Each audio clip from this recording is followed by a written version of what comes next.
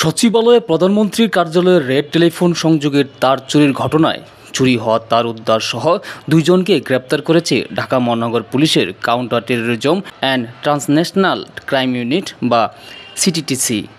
এই ঘটনায় আরও একটি সংঘবদ্ধ চক্রের সম্পৃক্ততার তথ্য পেয়েছে পুলিশ।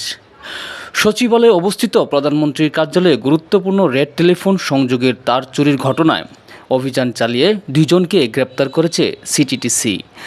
গ্রেপ্তারকৃতরা হলেন রঞ্জন চন্দ্র এবং রেজাউল ইসলাম।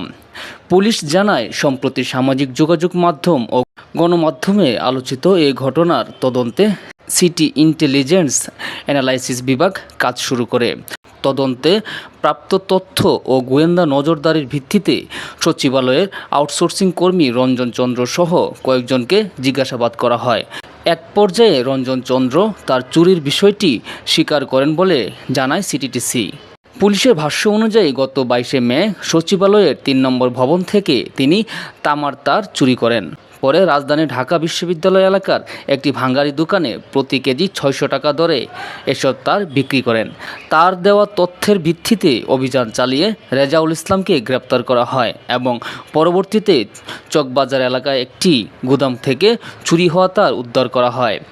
সিটিটিসি জানিয়েছে, সচিবালয়ের বিভিন্ন গুরুত্বপূর্ণ সংযোগের তার চুরির পেছনে একটি সংঘবদ্ধ চক্র জড়িত থাকতে পারে। চক্রের অন্যান্য সদস্যদের শনাক্ত ও আইনের আওতায় আনতে তদন্ত অব্যাহত রয়েছে।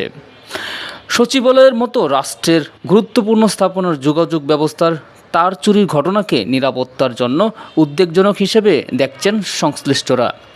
সিটিটিসি বলছে, এই ঘটনার সঙ্গে জড়িত পুরো চক্রকে শনাক্ত করে দ্রুত আইনের আওতায় আনা হবে। রানা আলিফ, ইকো 24।